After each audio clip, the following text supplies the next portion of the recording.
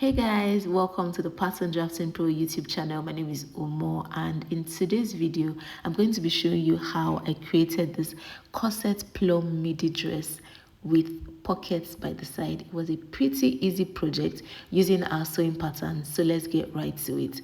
So this is the velvet that I used to create my boning channels, and here is my zip, and here is my fabric. This is crepe fabric. It's not stretchy. I used about 4 yards, 3.5 yards, sorry, and I'm a size 10.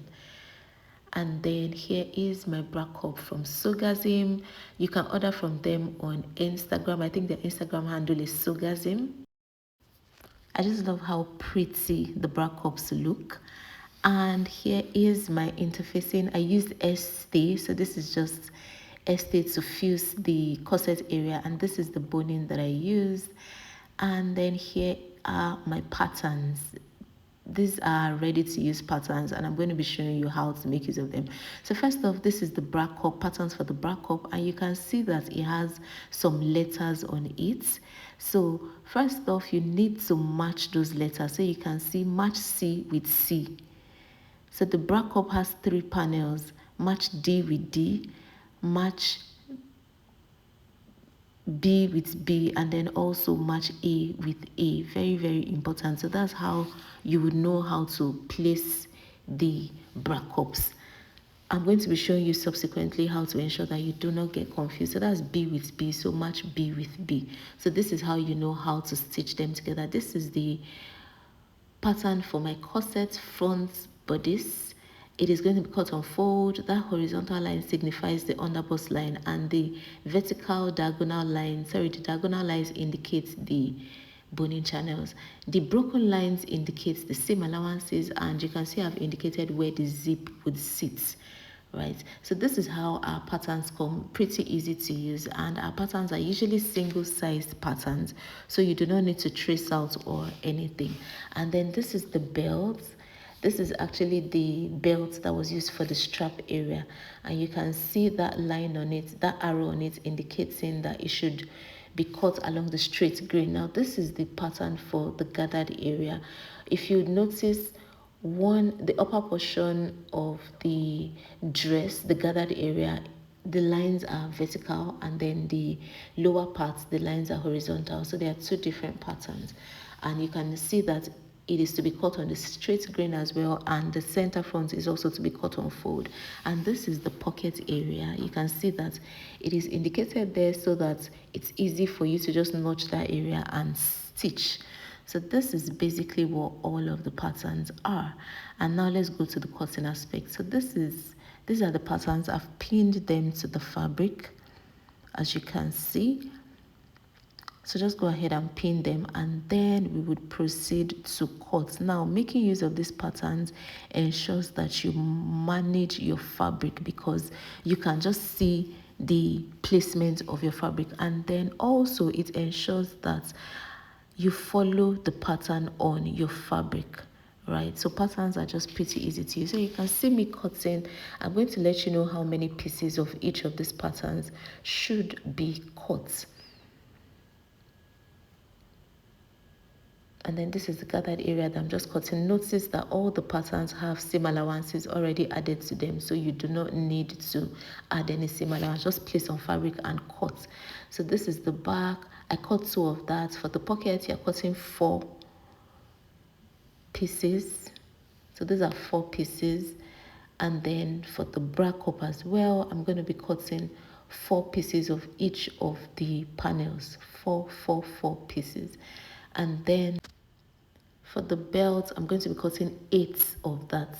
8. So that's 2 for each of the 4 sides, making 8. And for the gathers area, the front is going to be cut on fold, while for the back, you cut 2. And then for the lower gathers, you are going to cut 2 of that on fold. So the front on fold, the back on fold as well.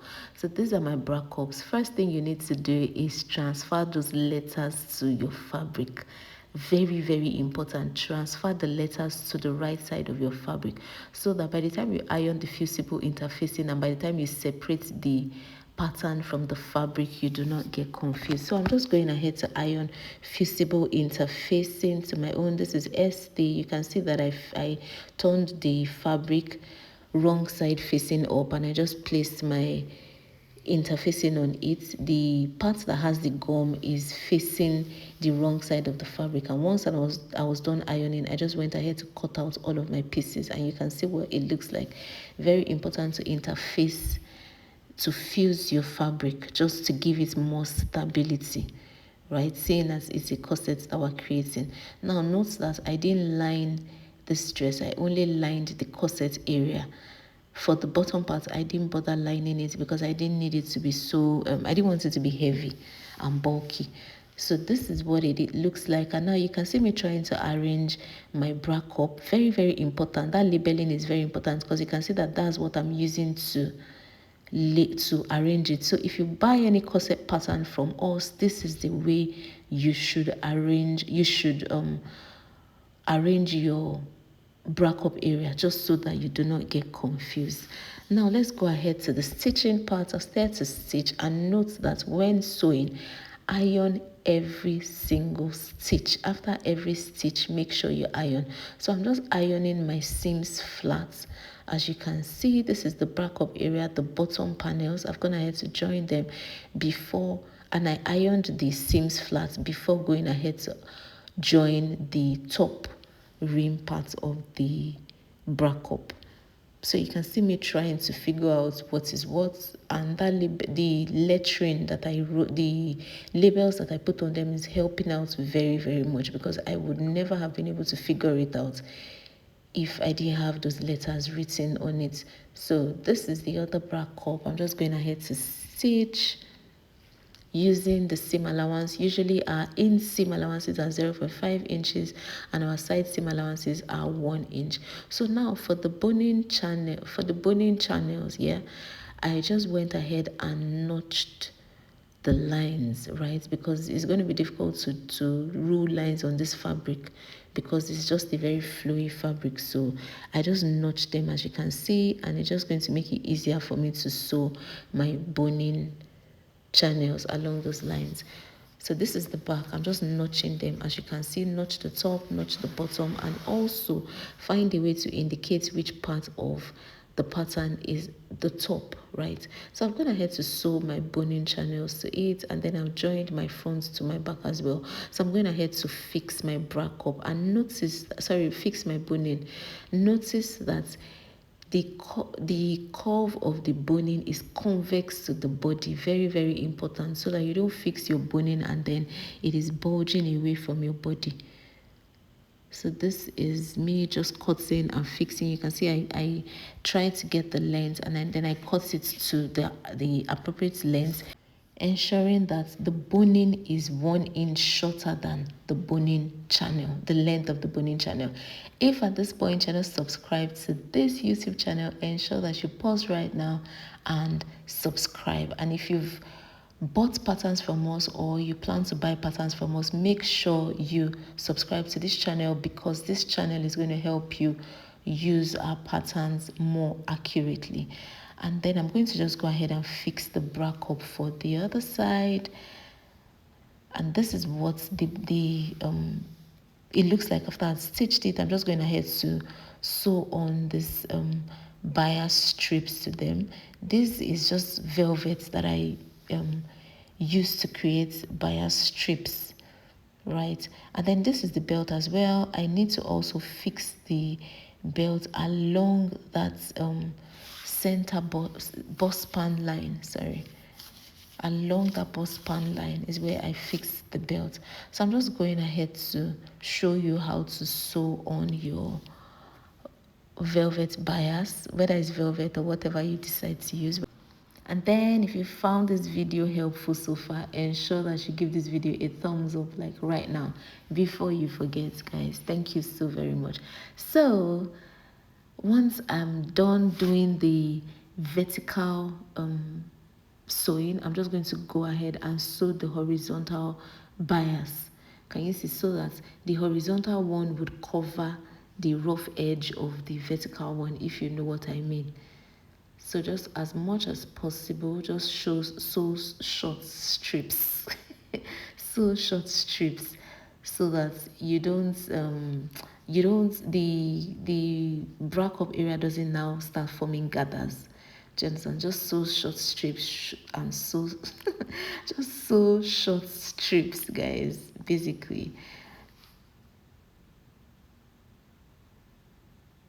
So once you're done, just go ahead and iron it. Use your mold to iron it, your bust mold, your breast mold to iron it, just so that it's flat. Sorry, so that it's cupped and just smooth before you go ahead and fix your bra cup. Now this pattern is for if you're using ready-made bra cup.